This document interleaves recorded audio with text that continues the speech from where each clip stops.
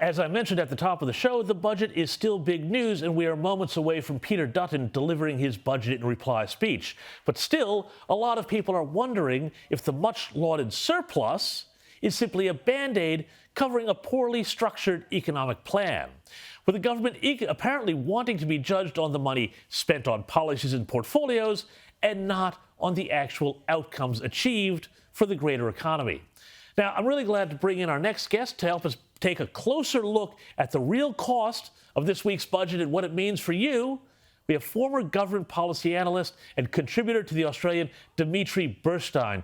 Welcome, Dimitri, to the program. Now, first of all, what is your take? I want to get your broad take. I need to ask you about also Labor's claims to a surplus.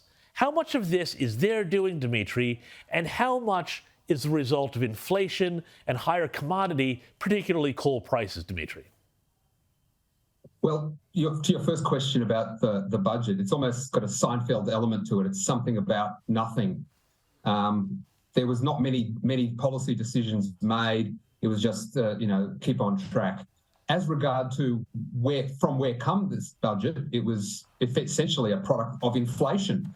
From rising taxes, from increased commodity prices, from bracket creep, from higher business profits as a consequence of inflation. So yes, the Treasurer did deliver a surplus.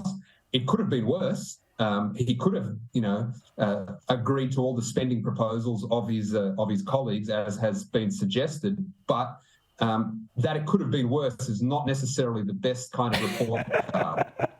Yeah, well, I mean, in Canberra, sometimes it could have been worse is, frankly, the best you can ask for. But, as I mentioned before, Peter Dutton is about to stand up, deliver a budget reply speech.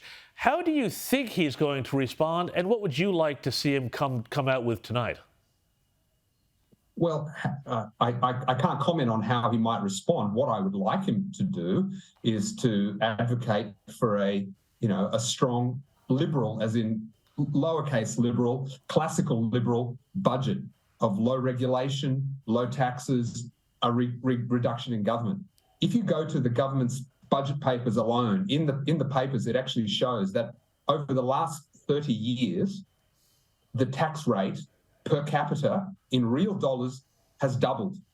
So over 30 years per capita, in real dollars, they've taken twice what they used to take. And that's only at the Commonwealth level. That's not even including state and local government. I'd like to see a serious program of economic reform, of regulatory reform, of productivity enhancing reform. One of the most abused words in the modern Australian political economy is productivity, and investment for that matter. Every government initiative nowadays is an investment or about productivity, when seldom are they so. Investment implies some sort of return at the end when you get your money back plus a little bit more.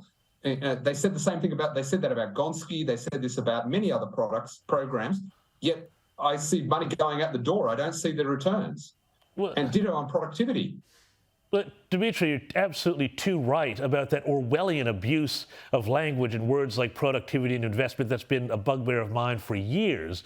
But in your article in The Australian this week, you also make what I thought was a really intriguing point, that the real level of taxation is not the amount collected, but the amount spent. Could you just expand a bit more on what you mean by that? Because I think there's a very important principle underlying that statement. Sure, James. Well, my fundamental view is that governments don't create things. They redistribute things. They take from one sector of the economy and they give to another sector of the economy. So when they're spending money, it has to be funded by taxes. Now, they either can fund it by taxes today, or they can tax it from tomorrow, but deferred because of through borrowing. So the real level of spending, of taxation, is how much they spend, because ultimately all government spending has to be paid for eventually. Now, it may be deferred to a later year, but they pick it up through taxation through inflation, because even if inflation is in the 2 to 3% band that the RBA seeks, that's still inflation, and inflation is a tax. It is a reduction of purchasing power to the citizen. And it's also met through the cost of interest as well. So, yes, Sorry, James. No, I was going to say, you raised a really good point there, too, because, earlier on in the show, we were talking about how the basic laws of economic physics don't cease to apply because you think your heart's in the right place. And what about the claims that the government and their ministers keep making that this is somehow not inflationary? There's a line in the budget where their Treasury officials seem to claim that all of this, putting money into the economy is somehow deflationary. What's your reaction to that, to those claims? I don't agree with it, because they are spending more than they're collecting next year to start with, and what they're playing is word games. They're talking about impacts on 1 year CPI. So yes, if they provide a subsidy to electricity, when the ABS calculates CPI for that one period, the CPI may be flat or go down, but it's just a mirage. It's much like the RBA saw through it when the GST came in 2001, if memory serves. Yes, prices went up by 10%, but that was transitory. And the RBA, when making its decisions about inflation, sees right through that.